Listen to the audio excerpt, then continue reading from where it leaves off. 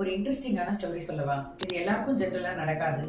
ஆனா எனக்கு இது ரியல் லைஃப்ல நடந்திருக்கு. நான் ஒரு 20 பேசஞ்சர்ஸ் ஆஃப் குரூப் பீஜிங்ல இருந்து ஹாங்காங் கூட்டு போறதுக்காக செக்இன் பண்ண போயிருக்கோம். ஒரு ரெப்யூட்டட் ஏர்லைன் தான், நான் பேர் சொல்ல விரும்பல. அவங்க ஒரு பிஎன்ஆர் ஜெனரேட் பண்ணி வச்சிருந்திருக்காங்க. அதுல அன்பார்ச்சுனேட்லி எங்களோட புக்கிங் அங்க சிஸ்டம்ல காட்டாம கேன்சல் ஆயிருந்துச்சு. நான் 20 பேசஞ்சர்ஸையும் பீஜிங்ல இருந்து ஹாங்காங்க்கு கூட்டிட்டு போனோம்.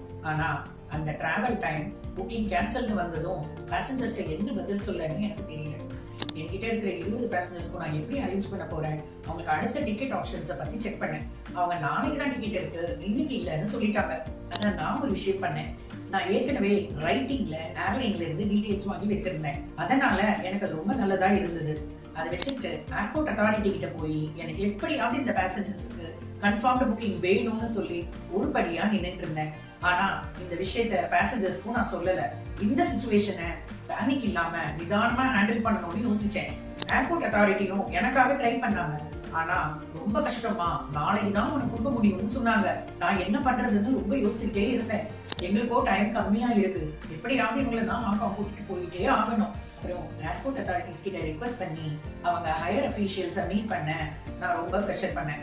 அதுக்கப்புறம் அவங்க எங்களை ஹையர் அஃபீஷியல்ஸ்க்கு எடுத்துட்டு போயிட்டு இமீடியட்டா எனக்கு நெக்ஸ்ட் அதர் ஃபிளைட்ல ஒரு domestic flight from Beijing to Hong Kong connect பண்ணி எல்லா பேசஞ்சர்ஸையும் இமீடியட்டா போட் பண்ண சொன்னாங்க.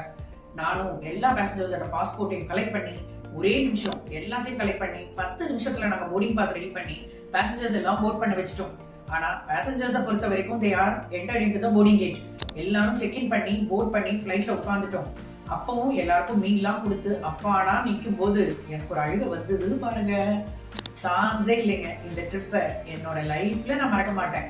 ஆனா அந்த சமயத்துல நாம எடுக்கிற ஒரு டிசிஷன் கண்டிப்பா இவ்வளவு பெரிய ப்ராப்ளத்தை சால்வ் பண்ண முடியுங்கிறதுக்கு ஒரு சரியான உதாரணமா இருந்துச்சு.